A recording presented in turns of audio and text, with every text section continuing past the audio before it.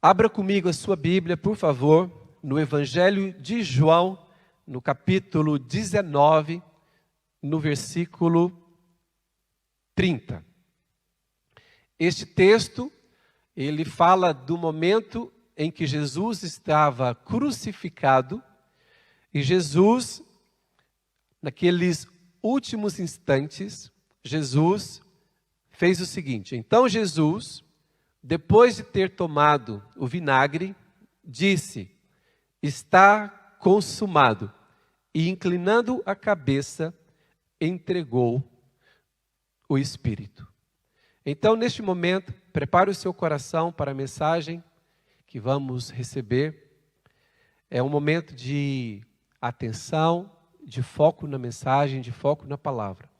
Deus, em nome de Jesus, que o poder da Tua palavra, no poder do Teu Espírito, possa invadir cada casa, cada família.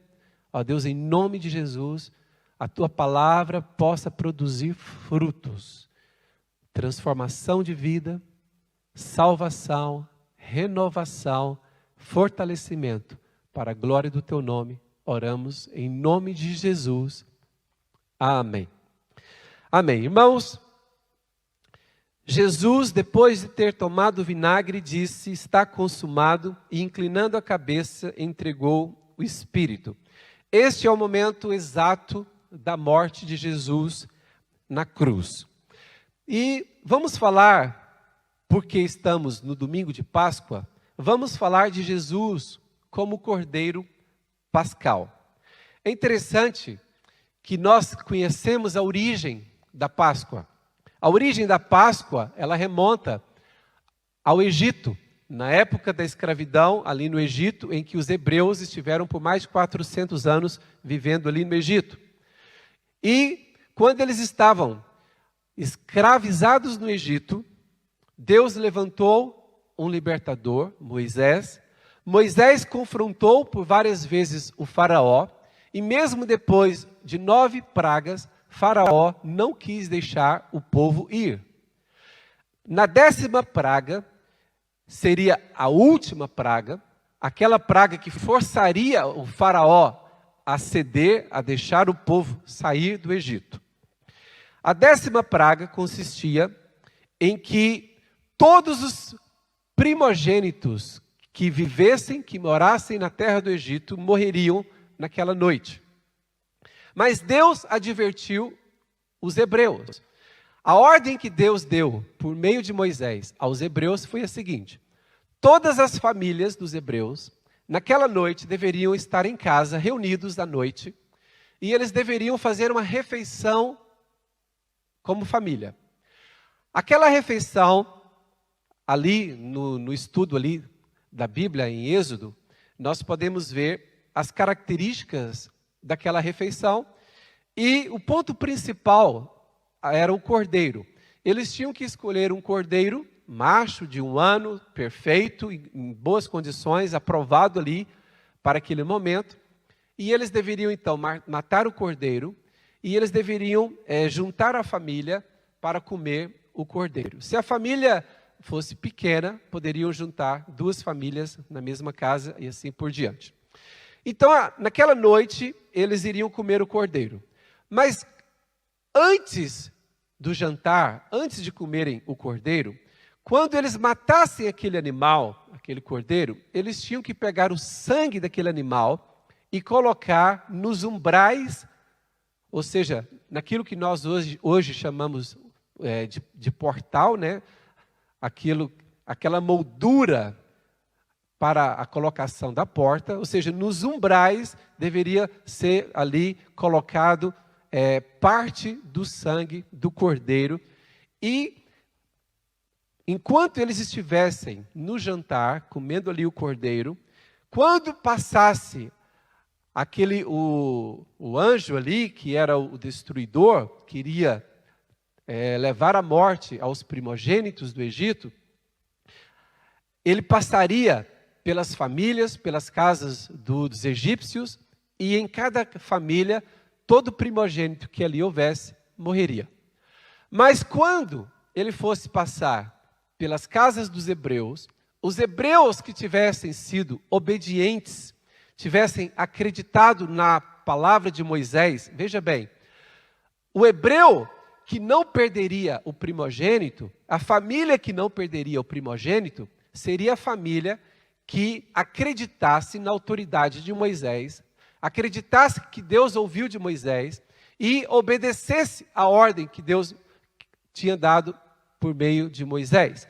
Então a família que colocasse o sangue nos umbrais, ali da porta principal das suas casas, quando o anjo destruidor passasse e quando ele percebesse ali que havia o sangue naquela casa, ele não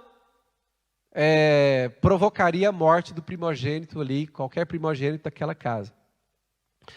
E quando isso aconteceu e morreram os primogênitos de todas as casas dos egípcios, e os egípcios perceberam que aquilo era um castigo da parte de Deus, então o faraó, pressionado ali pela situação, então permitiu que o povo saísse do Egito. Então, esta última praga, ou seja, esse acontecimento deu início à celebração anual que os judeus, desde então, passaram a celebrar anualmente aquela festa chamada Páscoa. Então, desde a saída do Egito, todos os anos, os hebreus, os judeus, uma vez por ano, anualmente, eles se reúnem como família e matam o cordeiro e comem o cordeiro e contam a história aos seus filhos, dizendo que, explicando o motivo daquela celebração da festa da Páscoa, que era o grande milagre, a grande obra que Deus tinha feito no Egito, e por causa desta Páscoa eles foram libertos da escravidão egípcia. A celebração da Páscoa judaica, ela faz menção de algo histórico, da libertação física de um povo que estava escravizado no Egito e que depois puderam ser libertos.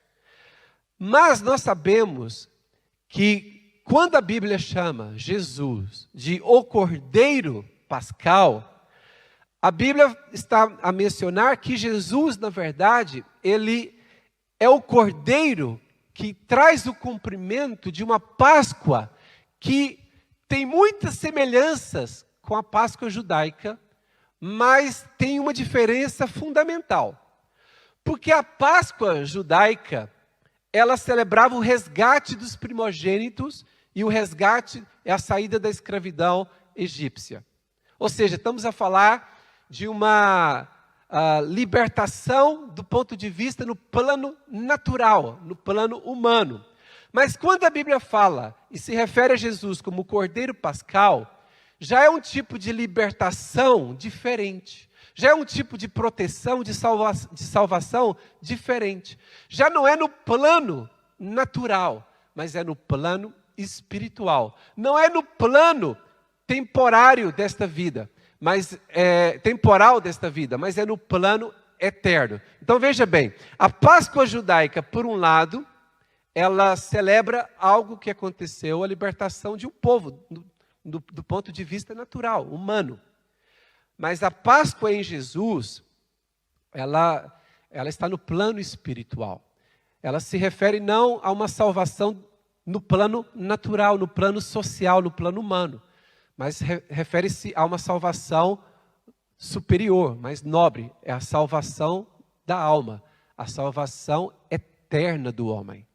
Então, Jesus, ele é um cordeiro que tem qualidades muito superiores ao cordeiro que nós conhecemos, aquele animal que os hebreus mataram no Egito para passarem o sangue nas portas das suas casas. Então, é importante nós entendermos isto, e agora podemos fazer a leitura de João, Evangelho de João, capítulo 1, versículo 29, está escrito assim: quando João Batista estava a batizar ali no Rio Jordão, e aparece, ele vê Jesus, avista Jesus de longe, olha o que João Batista diz. João 1, verso 29. No dia seguinte, viu João a Jesus que vinha para ele e disse: Eis o Cordeiro de Deus que tira o pecado do mundo.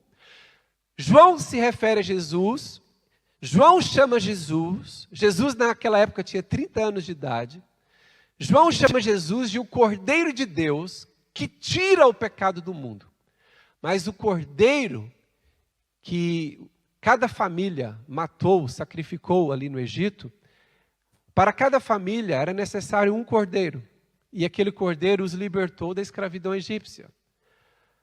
Posteriormente, eles começaram a fazer os sacrifícios com animais, não somente com cordeiros, mas com outros animais. E o sacrifício trazia perdão sobre os pecados. Mas João Batista, quando ele olha para Jesus, ele entende que Jesus é um cordeiro, mas é um cordeiro superior, porque ele não vai trazer perdão para alguns pecados cometidos. Ele usa outra expressão, ele diz: eis o Cordeiro de Deus que tira o pecado do mundo. Ou seja, não é necessário um cordeiro por família, é um só cordeiro que tira o pecado de todo o mundo. É um cordeiro superior. É interessante que Jesus na Bíblia, ele é chamado de o Cordeiro Pascal. Jesus é o Cordeiro que faz uma obra de libertação. Ele tira o homem da escravidão, mas não é da escravidão do Egito, porque essa já passou. Jesus, como Cordeiro Pascal, ele liberta o homem da escravidão do pecado, da escravidão do mundo, e oferece ao homem a possibilidade de viver uma nova história, uma nova vida, porque ele é o Cordeiro de Deus que tira o pecado do mundo. E se o cordeiro que era simbólico, aquele cordeiro ali no Egito, foi poderoso para libertá-los da escravidão do Egito e para proteção da morte, proteção dos primogênitos para que não morressem, imagina só o poder de Deus no Cordeiro Pascal, que é Jesus Cristo. Sabem, irmãos, a palavra de Deus ela é preciosíssima, ela é riquíssima. E no primeiro texto que nós lemos, em que Jesus proferiu aquela palavra, está consumado, esta palavra, quando a Bíblia foi traduzida para o grego, esta palavra é tetelestai, é simples, é tetelestai. Esta palavra, nós não estamos habituados a ela.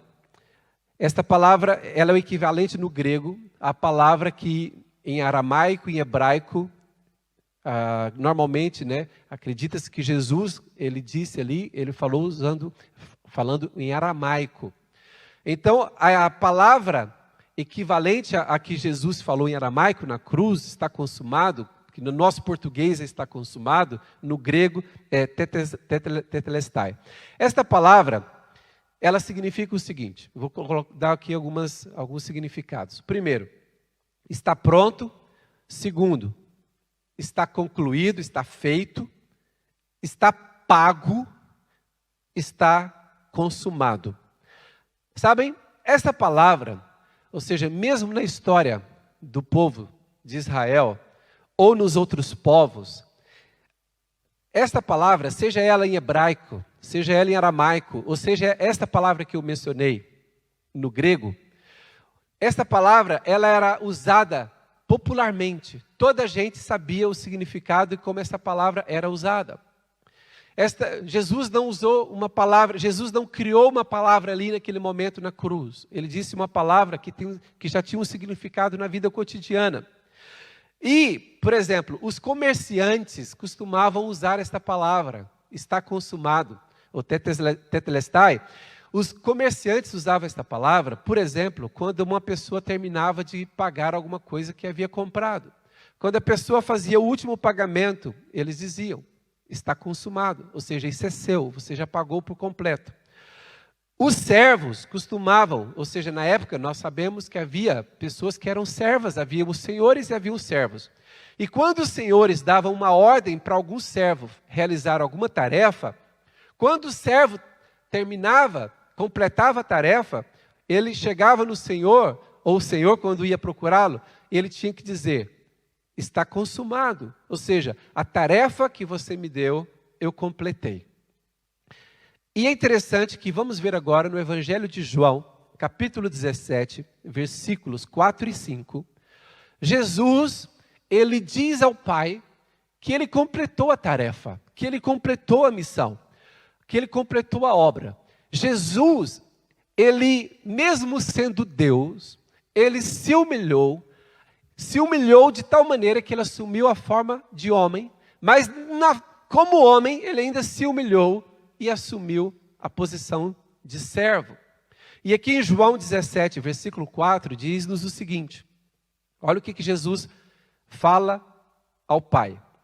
Eu te glorifiquei na terra, consumando a obra que me confiaste para fazer. Eu não sei qual verbo está aí na sua versão da Bíblia, mas seja ele qual for, algumas Bíblias dizem: eu te glorifiquei na terra, completando a obra que me confiaste para fazer. Não importa o verbo que está aí na sua Bíblia, mas no original é a mesma palavra que Jesus usou na cruz: está consumado. Jesus disse ao Pai: eu consumei, eu como teu servo, completei a obra que me confiaste. E o versículo 5, e agora glorifica-me, ó Pai, contigo mesmo, com a glória que eu tive junto de ti, antes que houvesse mundo. Ou seja, Jesus veio da glória que tinha na eternidade com o Pai. Ele se fez homem, e como homem, ele assumiu a posição de servo, e ele tinha uma tarefa, uma obra, uma missão para realizar. E quando ele conclui aquela obra, ele diz ao Pai: eu completei, eu consumei a obra. Outra situação em que essa palavra era usada, ela era usada pelos sacerdotes. Quando alguém vinha trazer um animal que deveria ser sacrificado, oferecido ali, o sacerdote ele tinha que examinar aquele animal. E quando o sacerdote examinava o animal, se ele percebesse então que o animal não tinha defeito, ou seja, atendia aos requisitos para o sacrifício, a palavra também que o sacerdote usava era a mesma. Ele dizia: está perfeito, que é a mesma palavra que Jesus usou, está consumado. A mesma palavra, ou seja, no original que Jesus usou na cruz, é a mesma palavra que era usada para dizer que o sacrifício, que o animal era perfeito. Outra situação em que essa palavra, essa expressão era usada, pelos cobradores de impostos. As pessoas tinham que pagar as taxas, os impostos. E havia ali uma ficha, uma espécie de ficha, em que quando a pessoa ela pagava o seu imposto, ficava escrito ali, no caso se fosse em grego, tetelestai, ou seja, tetelestai, que significa então o quê? Está pago, já não há dívida de taxas de impostos. Outra situação era em relação aos cobradores de dívidas. Quando uma pessoa estava endividada e os cobradores vinham cobrar e a pessoa pagava, tetelestai, ou seja, em grego era esta palavra, em aramaico e hebraico a palavra equivalente, tetelestai. Então, tetelestai significa está pronto, está pago, está consumado, está resolvido, já não há mais o que fazer, já está definido, já está determinado, já está consumado, já está pronto. E é interessante que em Colossenses, capítulo 3, versículo 13 ao 15, nós vamos ver, então, que Jesus, vamos ver por que Jesus, na cruz, no momento da sua morte, ele pôde dizer, está consumado. Se nós formos pensar nos vários contextos em que esta palavra era usada, como eu disse, esta palavra era usada pelos comerciantes, ou seja, você comprou um produto e agora você pode levar, está consumado, ou seja, está pago, o produto é seu. Os servos, quando falavam aos seus senhores, a tarefa que você me designou está pronta, é a mesma palavra, está consumado. Ou seja, os cobradores de impostos, é a mesma palavra, o imposto está pago. Até um artista, quando ele terminava um quadro, alguma coisa, uma obra de arte, ele dizia, está consumado. O sacerdote, quando ele ia provar um animal para o sacrifício, ele dizia, está pronto. Todas essas expressões todas essas vezes que esta palavra é usada, no original é a mesma palavra. E é interessante, né? Isso na vida popular, cotidiana da época de Jesus. E é interessante que em Colossenses 3,13, então diz assim, e a vós outros, que estáveis mortos pelas vossas transgressões e pela incircuncisão da vossa carne, vos deu vida juntamente com ele, perdoando todos os nossos delitos. 14. Tendo cancelado o escrito de dívida que era contra nós e que constava de ordenanças, o qual nos era prejudicial. Removeu inteiramente, encravando-o na cruz. E despojando os principados e potestades, publicamente os expôs ao desprezo, triunfando deles na cruz.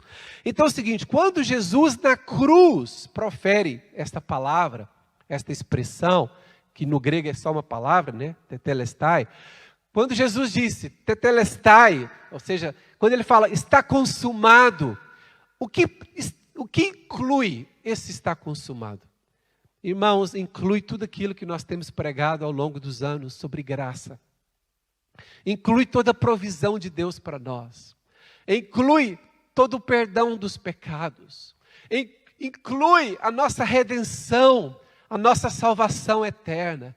Inclui a nossa libertação de todo jugo. Inclui a nossa libertação de toda maldição.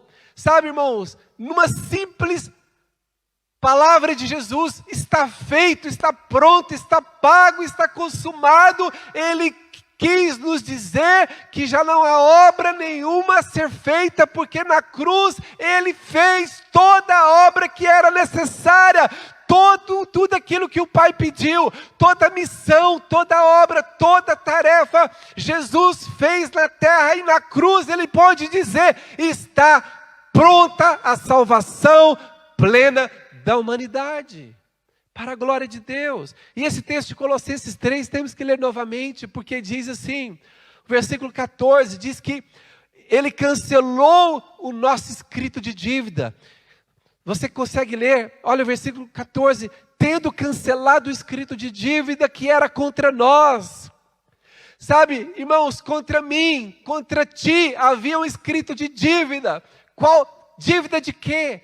Cada pecado nosso, cada pecado que nós cometemos gerou uma dívida no mundo espiritual. Talvez nós não tenhamos a noção da seriedade, da gravidade dessas coisas, mas cada pecado que eu e você cometemos, cada pecado gerou uma dívida. E aqui diz que havia uma lista, um escrito. Esse escrito de dívida é uma lista, é um caderno, é um livro de dívida. E diz aqui que Jesus destruiu, cancelou esse escrito de dívida na cruz.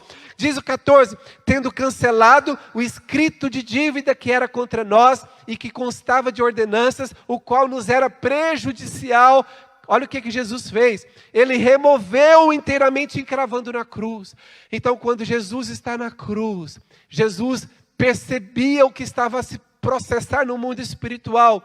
Jesus sabia que sobre ele pesava todo o pecado da humanidade, ao ponto em que ele já não percebia já a presença do Pai. E ele declara, Pai, por que me desamparaste? Porque ele estava a carregar todo o escrito de dívida da humanidade. O meu e o teu pecado estavam sobre Jesus na cruz. Mas ele entendeu que aquela dívida, que aquele escrito de dívida estava sobre ele na cruz.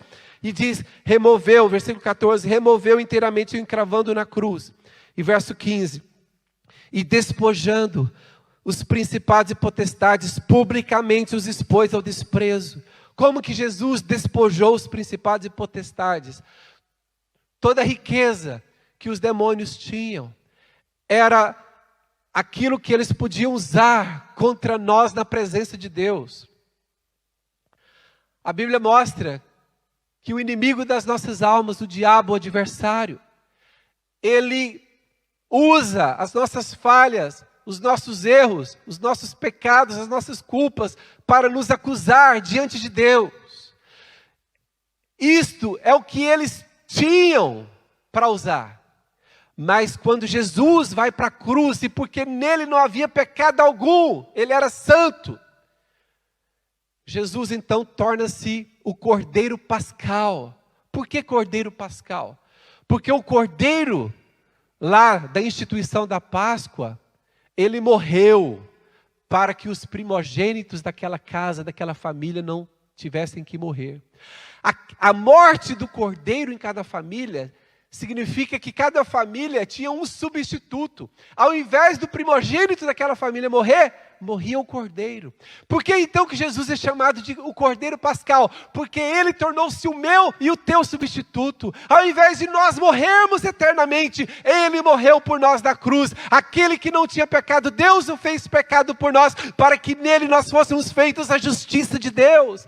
Então Jesus, na cruz, ele despoja os principados e potestades.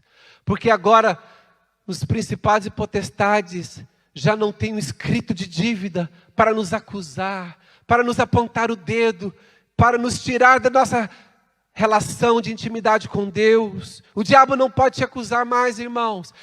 Está escrito em Apocalipse que nós vencemos. Eles venceram por causa do testemunho, por causa do sangue do Cordeiro. Como que nós vencemos o acusador, aquele que nos acusava de dia e de noite? Lá em Apocalipse está escrito, eles o venceram por causa do sangue do Cordeiro, porque é no sangue de Jesus que há a nossa remissão, o perdão pleno dos nossos pecados. Eles o venceram pelo sangue do Cordeiro e pelo testemunho que deram, que não amaram as suas vidas, não amaram as suas vidas, eles entregaram-se por completo a Jesus. Sabem, queridos irmãos, verso 15 novamente, despojando os principados e potestades, publicamente os expôs ao desprezo, triunfando deles na cruz. Olha como termina essa frase, triunfando deles na cruz. Jesus triunfou. Jesus triunfou na cruz. Jesus triunfou na cruz, porque nele não havia pecado.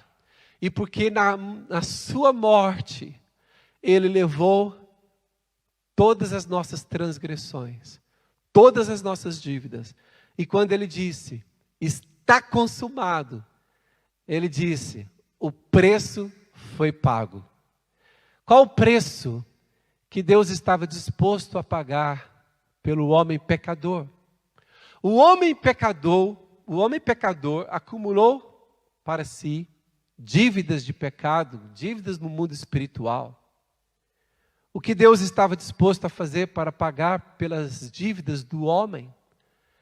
Deus amou o mundo de tal maneira que deu seu Filho unigênito para que todo aquele que nele crê não pereça, mas tenha a vida eterna. Jesus veio para ser o nosso Redentor, aquele que nos redime. Sabem? Jesus morreu por nós. Jesus pagou o preço por nós.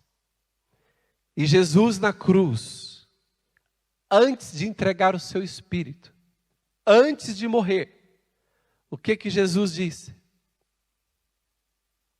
Ele disse, está pronto, tudo que o Pai disse para eu fazer eu fiz. Ele disse, está pago, toda dívida, todo escrito de dívida contra a humanidade está pago. Ele disse, está completa a obra, ninguém mais precisa fazer obra alguma no que se refere à redenção. A única coisa que a Bíblia nos ensina é que nós devemos reconhecer a obra que Jesus fez na cruz. Nenhum homem poderia fazer a obra que Jesus fez. E nenhum de nós hoje estamos em condições de fazer uma obra ainda que parecida com a de Jesus. Porque a Bíblia diz claramente que todos pecaram. Não há sequer um ser humano que não tenha cometido pecados. Portanto, só Jesus estava habilitado para ser o Salvador.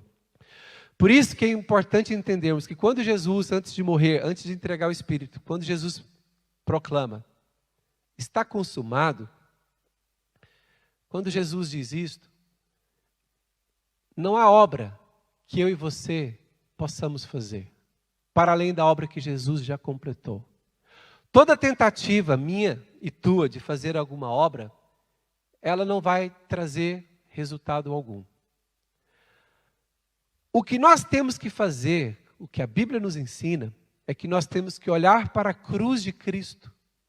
Nós temos que olhar para a obra que Ele fez na cruz. E se nós entendermos, percebermos a obra que Jesus fez na cruz, e nós aceitarmos esta obra, mas a todos quantos o receberam, deu-lhes o poder de serem feitos filhos de Deus, a saber, os que creem no seu nome. Todo aquele que invocar o nome do Senhor será salvo. Sabe, o que a Bíblia nos ensina é, não há obra para a salvação eterna que qualquer ser humano esteja apto para realizar. A obra para a salvação da humanidade, ela está completa na cruz de Cristo. Toda obra que alguém fizer pensando que está a acrescentar alguma coisa à obra da cruz, está equivocado. Não há como acrescentar nada à obra da cruz. Mas também não há como tirar nada da obra da cruz. Tudo que Jesus fez já está pronto. Ele disse, está consumado, resolvido, pronto, terminou, acabou, não há o que fazer mais. Então ninguém pode tirar algo do que foi feito, do que Jesus fez. E ninguém pode acrescentar. A única coisa que eu e tu podemos fazer é admirar a beleza da cruz, da obra de Jesus na cruz. E reconhecer o amor de Deus ali na cruz. E ao reconhecermos o amor de Deus na cruz, nós vamos nos render a este amor. E vamos dizer, Deus, eu sou um pecador. E não tenho como perdoar a mim mesmo. Mas eu reconheço que Jesus já completou a obra da minha redenção, da minha salvação eterna. Eu aceito a obra que Jesus fez na cruz do Calvário. E recebo esta obra como uma obra que foi realizada para o perdão dos meus pecados.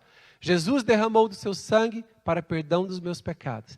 Então eu recebo a salvação que há em Jesus Cristo. Isso é o que eu e tu podemos fazer. Sabem, Jesus morreu. Naquele dia, Jesus foi sepultado. E no terceiro dia, Jesus morreu numa sexta-feira. No sábado, era o dia obrigatório para os judeus não fazerem nada, era o dia do descanso, o sábado. Mas, na madrugada do domingo, aquelas mulheres que tinham ido a Jerusalém, elas eram da Galileia, elas foram a Jerusalém com Jesus. Aquelas mulheres na madrugada de domingo foram ao sepulcro. E chegando ao sepulcro, elas viram a pedra removida. E elas entraram no sepulcro. E ali elas não viram Jesus. Abra comigo em Lucas, Evangelho de Lucas, capítulo 24, versículo 5. Evangelho de Lucas, capítulo 24, versículo 5. Estando aquelas mulheres, estando elas possuídas de temor, baixando os olhos para o chão, porque elas olharam e não viram Jesus no sepulcro. Vou ler novamente. Estando elas possuídas de temor, baixando os olhos para o chão, eles lhes falaram. Eles quem? Os anjos que apareceram. E o que os anjos disseram àquelas mulheres que foram ao sepulcro de Jesus? Por que buscais entre os mortos ao que vive? Esta frase veio dos céus para a humanidade. Foram vozes angelicais que proferiram esta frase. As vozes angelicais disseram, enquanto aquelas mulheres procuravam Jesus, o corpo físico de Jesus morto, o que as vozes angelicais disseram? Por que buscais entre os mortos ao que vive? Esta frase vinda do céu, ela é muito útil para mim e para ti agora.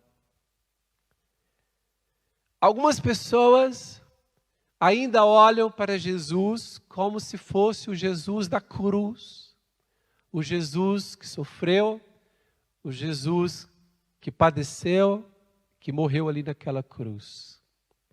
Mas o que os anjos disseram é: não procurem por este corpo físico de Jesus, porque ele já não está morto, ele ressuscitou. Ao terceiro dia, Jesus ressuscitou. E aquele que morreu como substituto dos nossos pecados, ele ressuscitou para a nossa justificação. Portanto, agora já nenhuma condenação há para os que estão em Cristo Jesus. Por que nenhuma condenação há para aqueles que estão em Cristo Jesus? Porque na sua morte ele disse, está consumado. E na sua ressurreição, ele nos justificou por completo a todos os que creem. Então, as palavras que eu quero te dizer neste domingo. Por que buscais entre os mortos ao que vive? Jesus morreu, mas ele já não está morto. Ele está vivo. A minha e a tua esperança é uma esperança viva. A nossa esperança está viva porque o nosso Redentor vive eternamente. Ele vive para sempre, para sempre, para sempre. Sabem? Esta é a esperança que alegra os nossos corações. Todos nós sabemos que um dia nós teremos que passar desta vida para outra vida. A Bíblia nos ensina acerca da primeira morte e acerca da segunda morte. Algumas pessoas não entendem o significado disso. Deixa-me explicar de uma maneira bem simples. Pela primeira morte, todas as pessoas passarão. Mas pela segunda morte, passarão somente aqueles que não reconheceram Jesus como Salvador das suas vidas. Nós vamos ter os irmãos do louvor aqui agora, mas eu queria que você ouvisse atentamente essas últimas palavras que eu quero vos dizer. A primeira morte, todos os homens têm que enfrentar, que é a morte do corpo, é a morte do físico do homem, é a morte aqui nesta vida. Mas nunca foi da vontade de Deus que o homem tivesse que enfrentar a segunda morte. A segunda morte é a ausência completa de Deus. A segunda morte é a separação eterna de Deus. Mas aqueles que recebem Jesus Cristo como Salvador das suas vidas, ainda que passem pela primeira morte, pela segunda jamais passarão. Porque depois da primeira morte, essas pessoas que têm fé em Jesus, elas serão recebidas pelo próprio Deus e viverão eternamente com Ele. Só um momentinho aqui, os irmãos do louvor. Eu quero fazer um convite para todos vocês que estão a me ouvir. Feche os seus olhos, por favor, todos. Entrega hoje a tua vida a Jesus. Jesus é aquele que proferiu expressão, aquela palavra maravilhosa. Está pago. Está concluído, está completo, está pronto, está consumado.